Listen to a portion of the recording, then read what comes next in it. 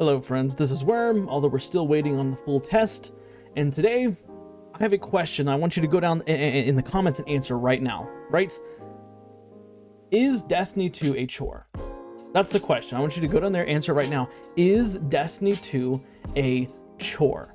And the reason I bring this up is because a user on a video a couple days ago said that Destiny 2 felt like a chore and that's why they don't like to play it, right? But also, I have recently been playing on my wife's account to help her kind of catch up through the season pass and whatnot, and I almost kind of feel a little bit like this myself, right? So I kind of wanted to dive into the prospect that Destiny 2 is a chore. Of course, what is the problem with Destiny 2 being a chore? Well, no one likes to do chores on their days off, right? Like, I know there's probably some of y'all out there that's like, oh, I love vacuuming. I don't, okay? My days off are reserved for, you know, a day off to do something fun that I like to do. And for me, I do find a lot of fun in Destiny. I play Destiny a lot. I play some other games too, but I don't ever consider it to be a chore, so to speak. But I started playing on my wife's account, right? And I quickly started realizing that Destiny 2, especially to maybe somebody who's more casual, does lose a lot of its fun factor, right? And I want to talk about why it feels like a chore, because I think there's a bunch of reasons, right? Starting off with the first one is, of course, the seasonal story.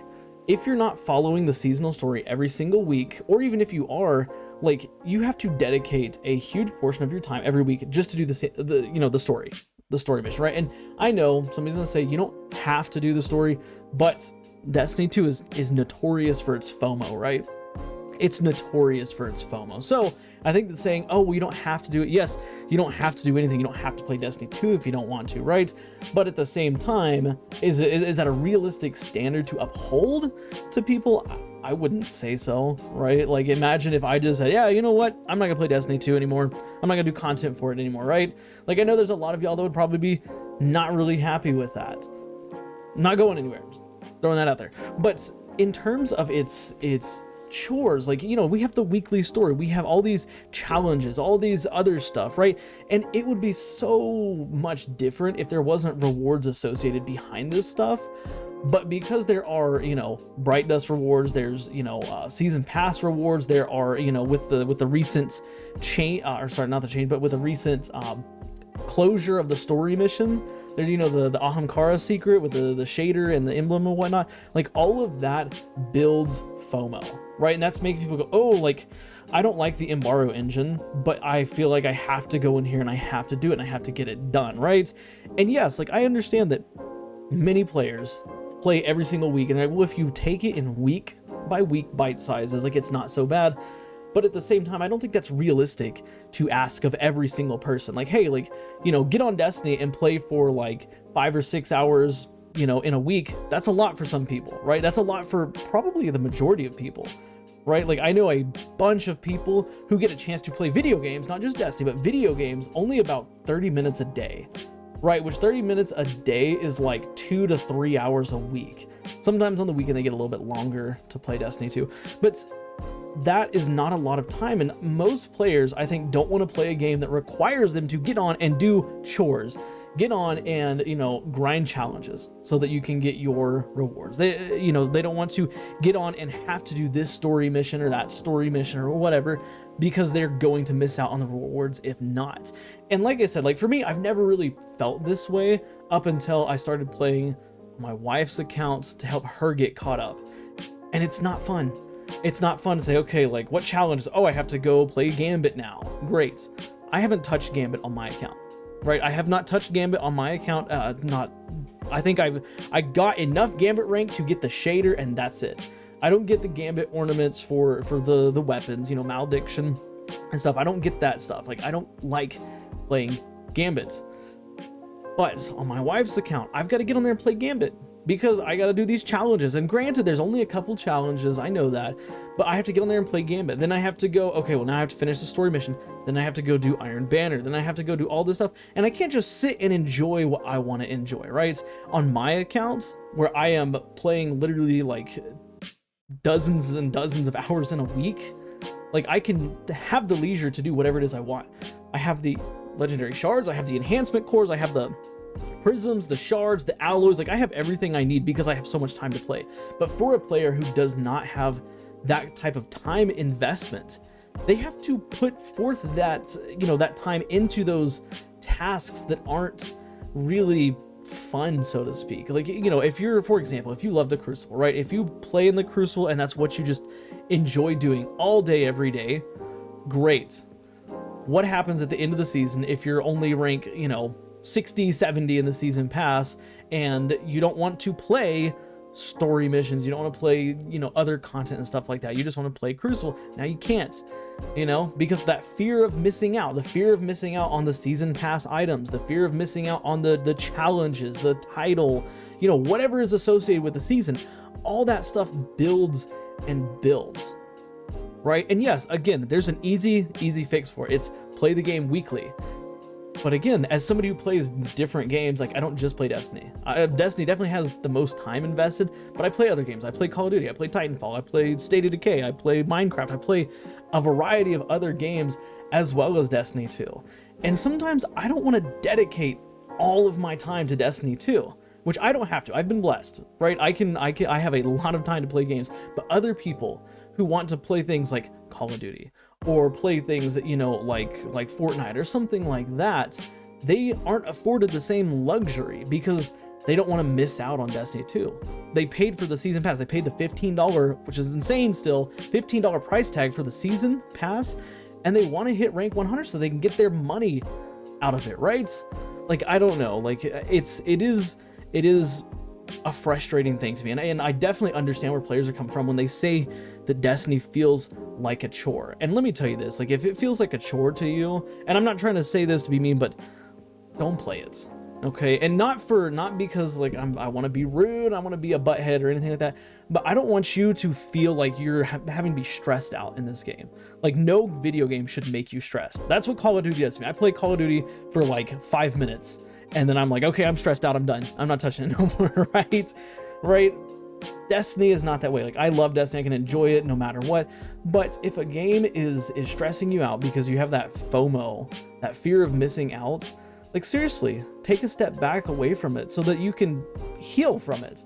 You don't need to be put through that stress. I don't want you to be put through that stress. I don't want you to play Destiny and feel stressed out to play Destiny, because here's the thing, when players are stressed out about a game, that's not going to leave a good impression. So those players who, you know, have that FOMO of, oh, I don't want to miss out on hitting rank 100 in the season pass, or getting this mission done, or this, and this, they're not going to have a really good taste in their mouth. They're not going to have good things to say about Destiny 2 going forward, right?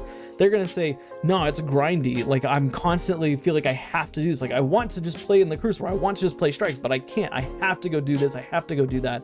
I have to do all these things. That's not good for Destiny 2's like publicity, right? That's not good, because new players who are like, hey, I've been thinking about getting into Destiny 2, if they were to come and ask me, I'd say, oh yeah, it's fantastic. Well, here are the pros, here are the cons.